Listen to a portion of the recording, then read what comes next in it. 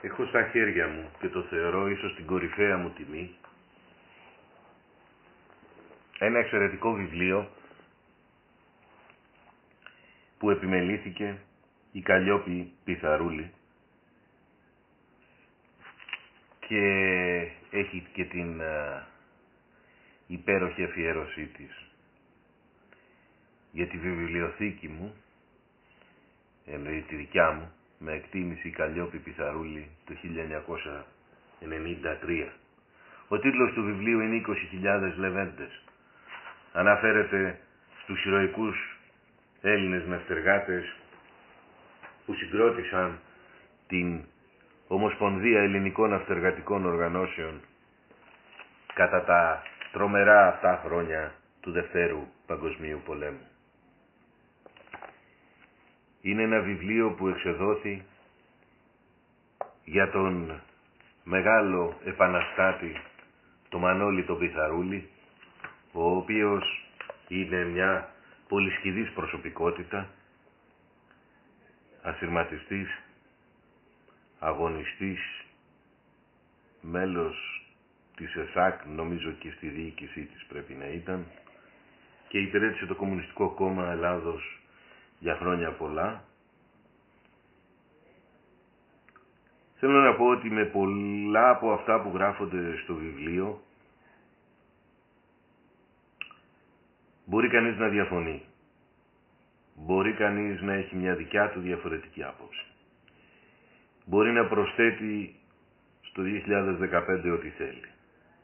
Αλλά την ηρωικότητα των στιγμών, την εποποιία των ανθρώπων αυτών, δεν μπορεί κανείς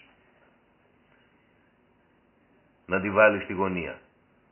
Κάτω από τη σημαία της ΟΕΝΟ, οι Έλληνες ναυτεργάτες έγραψαν ιστορίες χρυσές.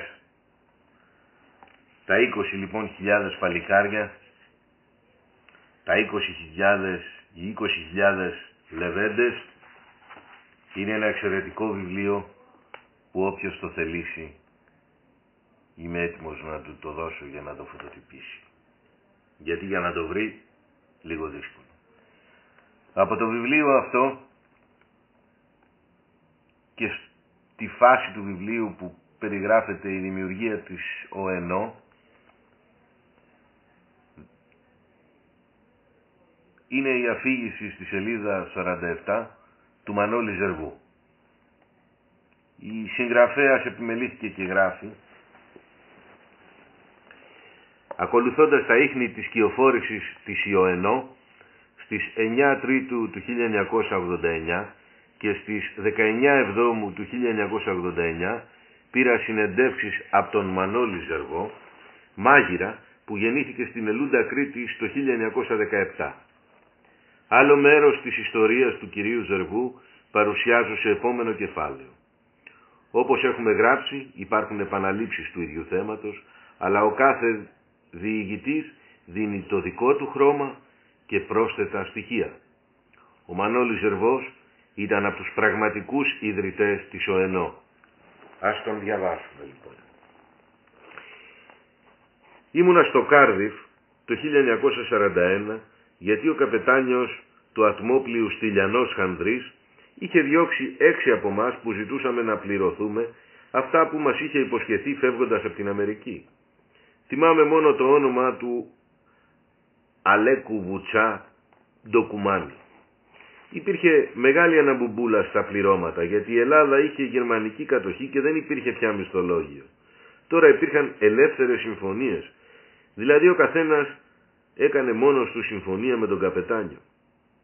Στο Κάρδιφ συναντήσαμε άλλα παιδιά που μαζεύανε υπογραφές να τις δώσουν στο τοπικό τμήμα της Εθνικής Ένωσης Ναυτεργατών National Maritime Union για τις Βρετανικές αρχές. Είχε έλθει κάποιος ναύαρχος Κάνιγχαμ για αυτή τη δουλειά. Εμείς οι διωγμένοι δουλεύαμε σκληρά μαζί με τα άλλα παιδιά.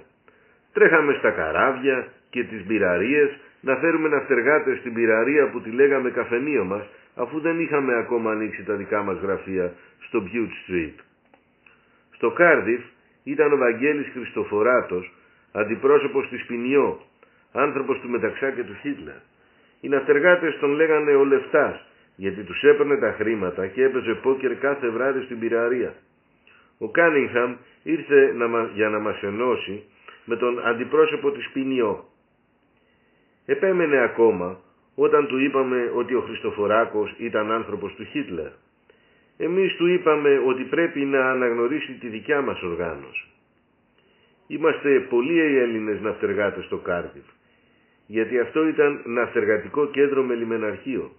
Έρχονταν πολλά ελληνικά καράβια εκεί, καθώς και πολλοί ναυτεργάτες που μας ξεμπαρκάρανε αλλού.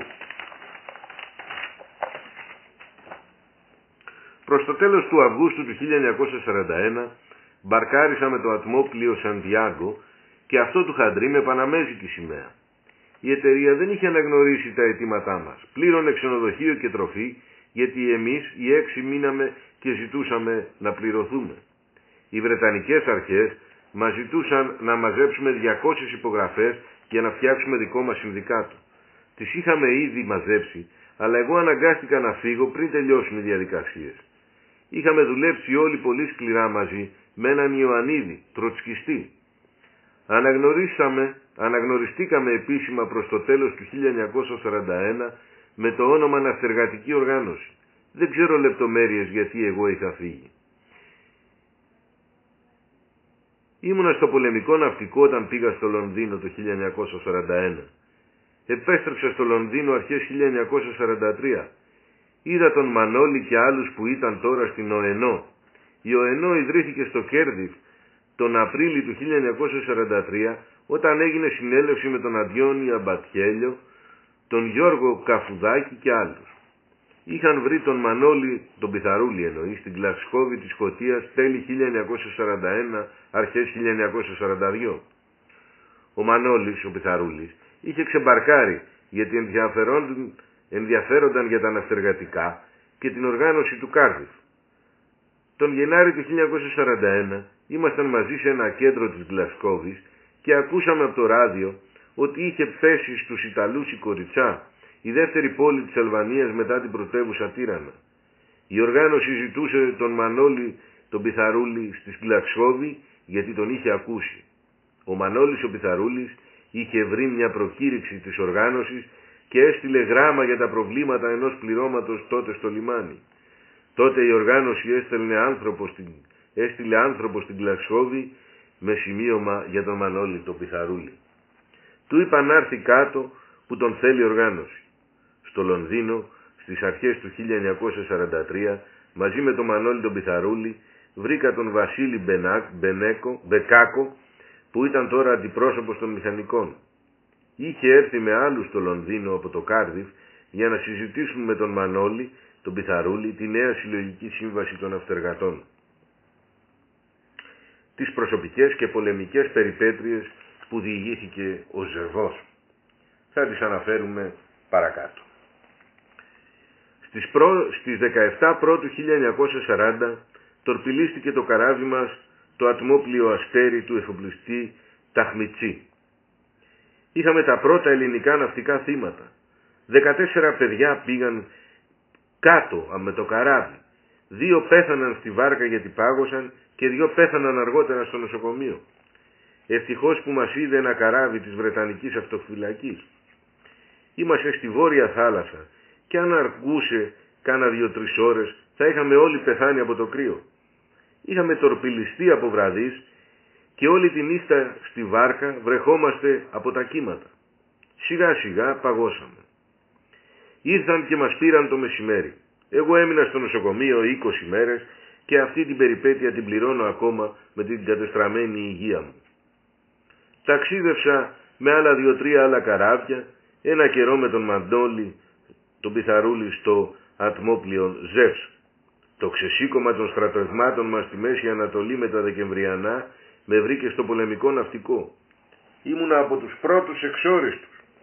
Μας είχανε στις φλέβες ένα ξηρονήσι κοντά στη βουλιαγμένη της Βάρκηζας. Μετά από 2-3 μέρες το σκάσαμε με ένα καΐκι. Οι φρουροί μας φοβόντουσαν γιατί νόμιζαν ότι ήμασταν οπλισμένοι. Πραγματικά, εγώ είχα ένα περίστροφο που πήρα από τη βουλιαγμένη όταν μας έστειλαν σε αγκαρία για τρόφιμα και πιάσαμε επαφή με την πολιτοφυλακή του Ελλάς. Τους τα είπα όλα και ζήτησα ένα πιστόλι για να φύγω.